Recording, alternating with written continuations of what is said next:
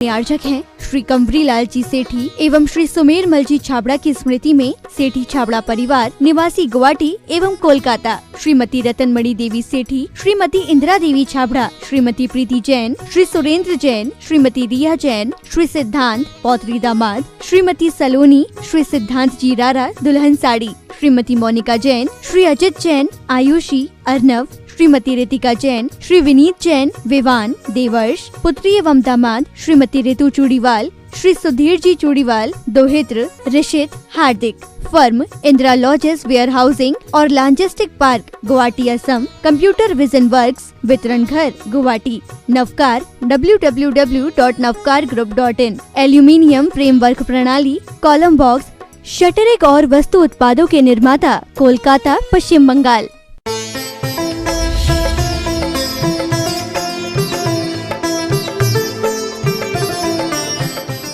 अनुकूलताओं में तो सभी मुस्कुराते हैं, लेकिन प्रतिकूलताओं में भी हमारे अधरों पर मुस्कान हो, ये बहुत अंतर का पुरुषार्थ माना जाता है। जब प्रतिकूलताओं में भी इंसान मुस्कुराता है तो उसको संसार का कूल मिल जाता है। जो कूल होता है उसको कूल मिलता है, और जो गरम गरम रहता है वो संसार के ही मार्ग में भटकता रहता है। इसलिए एक बात ध्यान रखना, रोने से अपने आंसू भी पराये हो जाते हैं। रोने से अपने आंसू भी पराये हो जाते हैं, पर मुस्कुराने से पराये भी अपने हो जाते हैं। मुस्कान एक ऐसी चीज है जिससे पराये भी अपने हो जाते हैं। क्या जाता है एक मुस्कान में, क्यों रोते हो? अपने दुखड़े दुनिया को रोने की अपेक्षा से उनकी व्यथा को दूर करने का प्रयास करो। जीवन बहुत छोटा है। कहते हैं ना, वे तो हर समस्याओं में भी मुस्कुराते हैं, वे तो हर समस्याओं में भी मुस्कुराते हैं, पर अज्ञानी को मुस्कुराना भी एक समस्या है। ज्ञानी तो समस्याओं में भी मुस्कुराते हैं, पर अज्ञानी को मुस्कुराना भी एक समस्या है।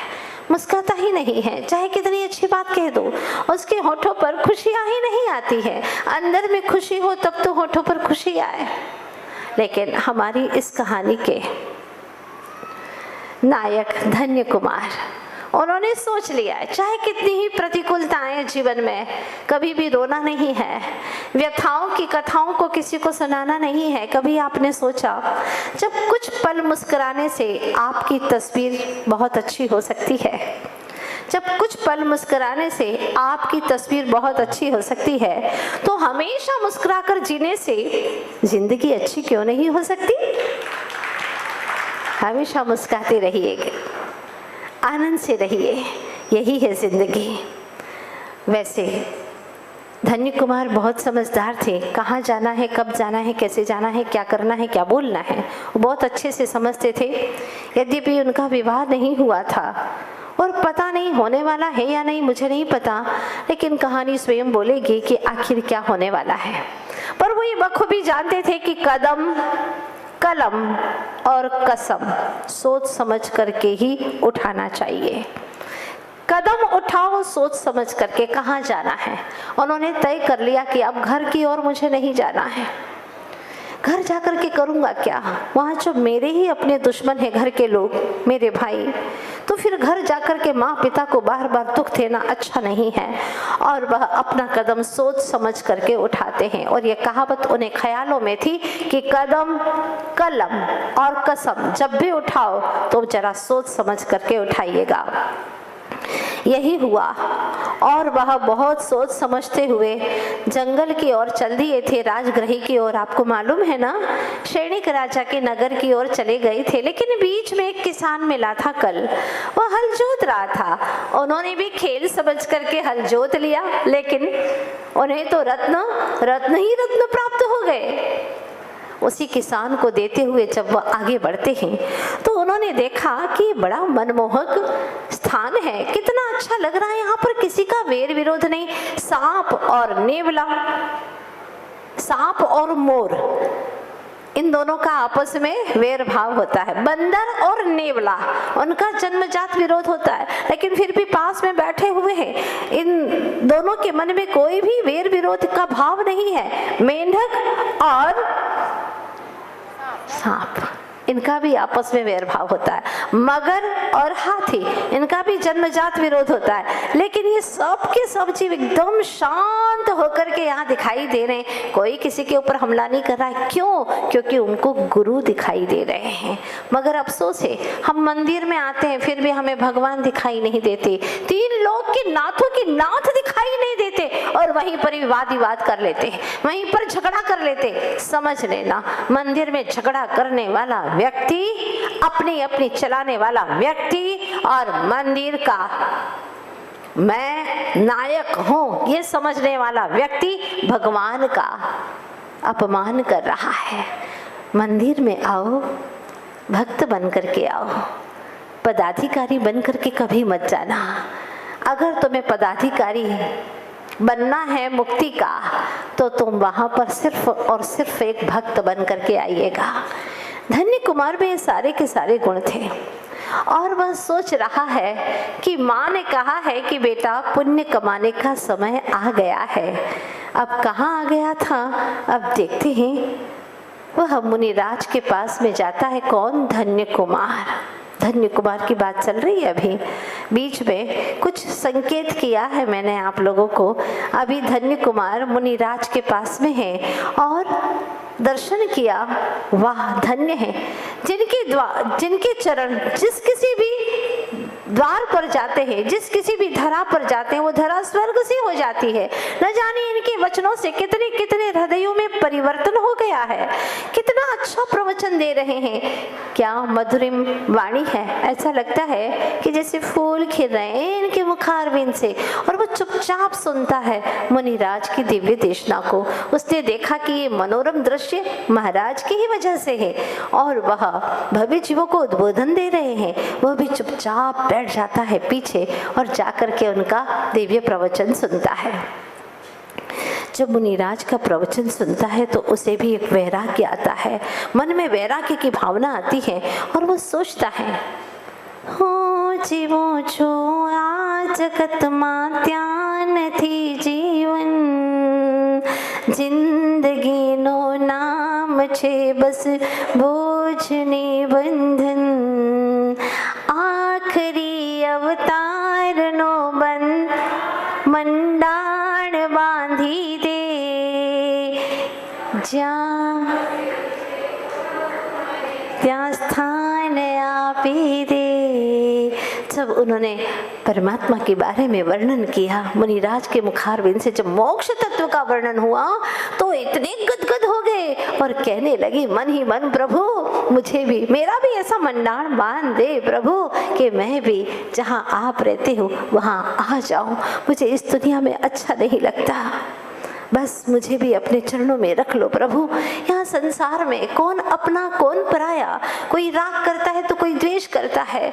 कब तक इस राग द्वेष की बस्ती में जीता रहूंगा। और वह मन ही मन विचार करते हैं। मुनिराज का प्रवचन हो गया और राजे महाराजे बड़े बड़े लोग सेठ साहूकार जाने लगे। तो धन्य कुमार ने पीछे से जाकर के मुनिराज के चरणों में जाकर के निवेदन किया, प्रणाम किया और कहा, हे महामुनीश्वर, मैं बहुत दिनों से एक शंका मेरे मन में थी, पूछना चाहता हूँ, आपके चरणों में आया हूँ मुनीश्वर, कहिए ना मेरे जीवन में ऐसा क्यों है, ऐसा विपरीतता क्यों है। मुनिराज ने कहा, धन्य पुत्र, धन्य हो तुम, तुम्हारा नाम भी धन्य है। धन्य तो आश्चर्यचकित हो गया। मुनिराज के मुखारविंद से अपना नाम सुनकर के मेरा नाम आपने बोला। अगर गुरु के मुखारविंद से हमारा नाम गुजर जाए, निकल जाए, निसरत हो जाए, समझ लेना धन्य हो गया वो नाम, धन्य हो गया। आज सच में धन्य धन्य हो गया है। गुरुवर, आपने मेरा नाम लिया। हाँ पुत्र, तुम धन्य हो, इसीलिए तुम धन्य हो। तुम जो पूछना चाहते हो। मुनिराज तो मना परिज्ञानी थे, सुव्रत मुनिराज, और जब मुनिराज, सुव्रत मुनिराज आने वाले हैं, अभी कुछ समय और प्रतीक्षा कीजिएगा। ये जो मुनिराज हैं सुव्रत यानी महान व्रतों के धारी हैं और कहते हैं पुत्र तुम पूछना चाहती हो ना कि माँ को तुमसे इतना प्रेम क्यों है। हाँ मुनीश्वर, मैं यही पूछना चाहता हूँ कि माँ को मुझसे इतना प्रेम क्यों और मेरे भाई मुझसे इतना विद्वेष क्यों करते हैं। ये दोनों विपरीतता एक ही घर में, कहिए मुनीश्वर। मुनिराज कहते हैं तुम्हारे पूर्वकृत कर्मों का ही यह फल है धन्य। तुमने पूर्व में ऐसे ही कुछ कार्य किए थे, जानना चाहते हो। हाँ मुनिराज, मैं जानना चाहता हूँ माँ को मुझसे इतना प्रेम क्यों है। तो ध्यान से सुनो। मुनिराज कथा शुरू करते हैं, उसके पूर्व भव की कथा शुरू करते हैं। तो मैं आपको पूरी कथा तो सुनाने वाली हूँ नहीं, क्योंकि आप वैसे ही सुन चुके हैं।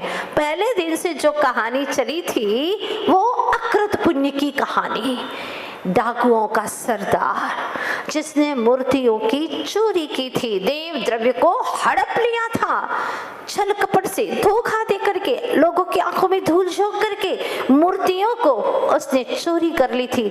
और फिर उसके शरीर में उदुम्बर कुष्ठ रोग हो गया था, जीते जी शरीर में कीड़े पड़ गए थे और 7 दिन के पहले ही सेठ आ गया था। और सेठ आते ही उसे बहुत गुस्सा आया, उसने दांत भींचे गुस्से में और उसी वक्त उसका प्राणांत हो गया था।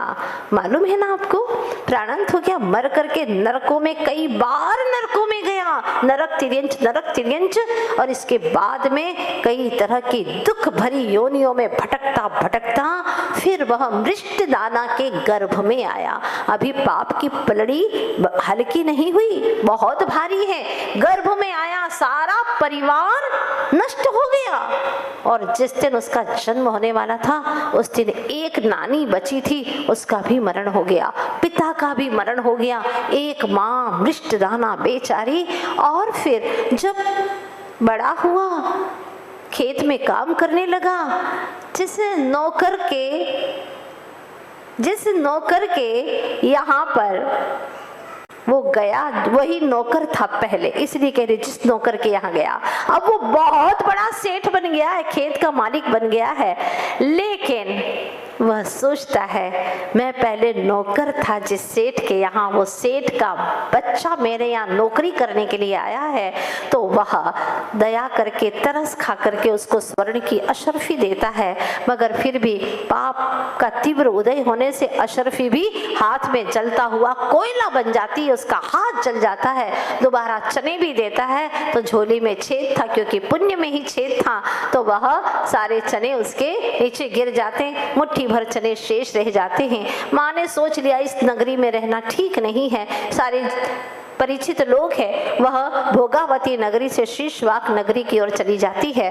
और फिर आपको पता है ना, वह मुखिया के यहाँ पर नौकरी करने लगी थी, क्योंकि उसकी पत्नी का मरण हो गया था। बहन मान करके मुखिया ने रखा था, जिसका नाम था बलभद्र। वह वहां पर रहती, बच्चों को रोज भोजन कराती, लेकिन वहां पर भी उस बच्चे के पाप कर्म ने उसका पीछा नहीं छोड़ा। उस बलभद्र के मुखिया के बच्चे उसे रोज पीटते, मारते, उसका खाना चुरा लेते, जो कुछ भी बचा कुछा मिलता, और उसमें भी वह खाने नहीं देते। पर एक दिन जब बलभद्र ने देखा तो तरस खा करके उसके लिए दूध दिया था, मालूम है ना आपको, और उत्तम जाति के चावल दिए थे, उत्तम श्रेष्ठ क्वालिटी के अच्छे से चावल दिए थे, बासमती, दूर से ही सुगंध आए ऐसे चावल, और सारी खीर की उत्तम से उत्तम सामग्री उसको दी थी, जो भी उसमें डाली जाती है, केसर, इलायची आदि आदि, आप लोग जो भी डालते हैं ना, वो सारी चीजें उसने एक एक चीजें तैयार करके उसको दे दी और कहा बहन मना मत करना, ये भाई की भावना है, और अपने बच्चे को अच्छे से खीर बना करके खिलाना, रोज रोता रहता है, बस उसको खीर खिलाना। अब वह मुनिराज कहानी सुना रहे हैं ना, उसके पूर्व भव की कहानी सुना रहे हैं महाराज। फिर क्या हुआ महाराज? धन्य पूछता फिर क्या हुआ? फिर ये हुआ कि रात ढलने लगी, शाम हो गई थी, रात ढलने लगी। अब फिर क्या हुआ? फिर बच्चा बार बार माँ को जगाने लगा, माँ उठो ना, खीर बनाओ, अब तो सवेरा हो गया। बेटा सब्र करो, हाँ से अगर सब्र करोगे ना तो तुमको बहुत अच्छा फल मिलने वाला है। पुराने लोग भी कहा करते थे कि धैर्य एक कड़वा पौधा है, लेकिन उसके ऊपर फल हमेशा मीठे आते हैं, इसलिए धैर्य धारण करो बेटा। हाँ, सवेरे खीर बनेगी और अंत तो गत्वा सवेरा हो जाता है। फिर धन्य पूछता है महाराज से, फिर क्या हुआ मुनीश्वर? सुनो फिर क्या होता है, सुनो। फिर माँ खीर बनाती है, नहा धो करके, शुद्ध वस्त्र पहन करके, और खीर बनाती है तो ऐसा नहीं करती कि चावल को अलग सिझाए, दूध को अलग गरम कर दे, ऐसा नहीं, ऐसी पतली वाली नाम की खीर नहीं बनाती माँ। हाँ, अच्छे से दूध में ही चावल डाल करके इतना उबाला कि चावल उसमें घुट पिट गए, एकदम घुल मिल गए, ऐसी खीर बन गई और सुगंध आने लगी। और इसके बाद में माँ ने सारी सुगंधित वस्तुएं डालना शुरू कर दी। फिर तो आसपास के लोग भी लंबी लंबी श्वासें लेने लगे। हाँ, तो फिर क्या हुआ, उसका जो बेटा था ना अकृत पुण्य, वो बार बार अपनी जुबान निकाल करके आसपास में चाटने लगा। माने का बेटा तुम्हारी जुबान बता रही है कि तुम खाना चाहते हो खीर। माँ खाना तो है, लेकिन आपने कहा था कि आज पुण्य कमाने का दिन है। मैं तो पुण्य कमा के ही खाऊंगा, आज मैं नहीं खाऊंगा, मैं बहुत पापी हूँ ना माँ। मैंने जन्म जन्म का बहुत बड़ा पाप किया है और मेरी वजह से माँ आप भी बहुत दुखी रहती है, आप बहुत रोती है मेरी वजह से, और आप जो कहेंगे ना वही मैं मानूंगा। बेटा माँ की बात न माने तो कैसा बेटा, आज तो मैं पुण्य कमाऊंगा। तो फिर ठीक है बेटा, अभी यहाँ मुनीश्वर आने वाले हैं। मुनीश्वर आएंगे माँ, तो कहाँ रहते हैं? अरे बेटा वो तो कहीं पर भी गिरी पर, पर्वतों पर, गुफाओं में, कंदराओं में, अथवा कभी कभी तो बियावान जंगलों में भी रह लेते हैं, और नदी झील उनके पास में भी रह लेते हैं। ये महातपस्वी होते हैं बेटा। हाँ, तपो तेज से जिनकी दिव्य काया अद्भुत हुआ करती है, उनकी ऐसी दिव्यता देखते ही बनती है, लगता है जैसे कोई सूरज हो। हाँ, ऐसा अध्यात्म तेज होता है उनमें।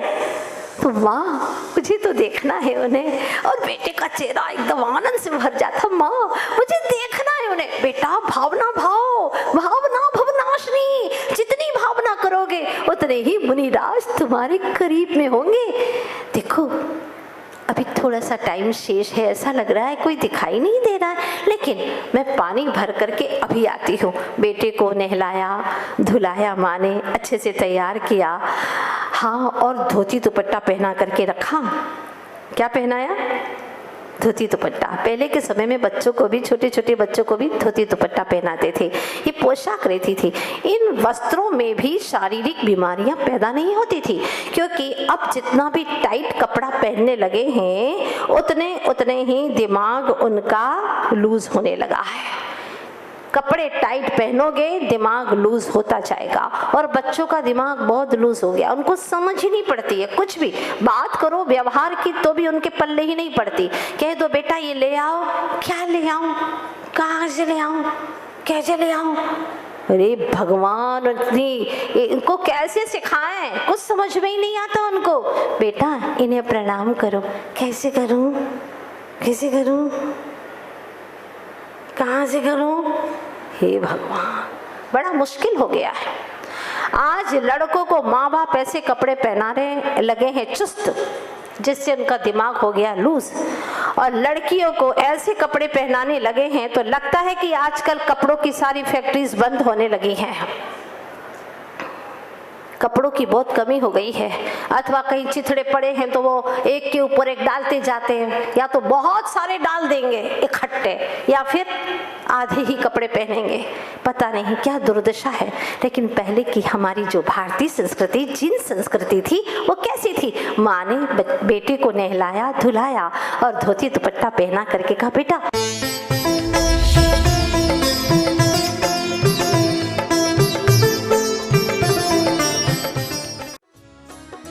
कार्यक्रम के पुण्यार्जक थे श्री कंवरीलाल जी सेठी एवं श्री सुमेरमल जी छाबड़ा की स्मृति में सेठी छाबड़ा परिवार निवासी गुवाहाटी एवं कोलकाता श्रीमती रतनमणि देवी सेठी, श्रीमती इंदिरा देवी छाबड़ा, श्रीमती प्रीति जैन, श्री सुरेंद्र जैन, श्रीमती रिया जैन, श्री सिद्धांत पौत्री दामाद, श्रीमती सलोनी, श्री सिद्धांत जी रारा दुल्हन साड़ी, श्रीमती मोनिका जैन, श्री अजित जैन, आयुषी, अर्नव, श्रीमती रितिका जैन, श्री विनीत जैन, विवान, देवर्ष, पुत्री एवं दामाद, श्रीमती ऋतु चूड़ीवाल, श्री सुधीर जी चूड़ीवाल, दोहित्र, Rishit, Hardik. Firm Indira lodges warehousing और logistic park Guwahati Assam. Computer vision works वितरण घर Guwahati. Navkar www.navkargroup.in। Aluminium framework प्रणाली, कॉलम बॉक्स, शटरिक और वस्तु उत्पादों के निर्माता, कोलकाता, पश्चिम बंगाल।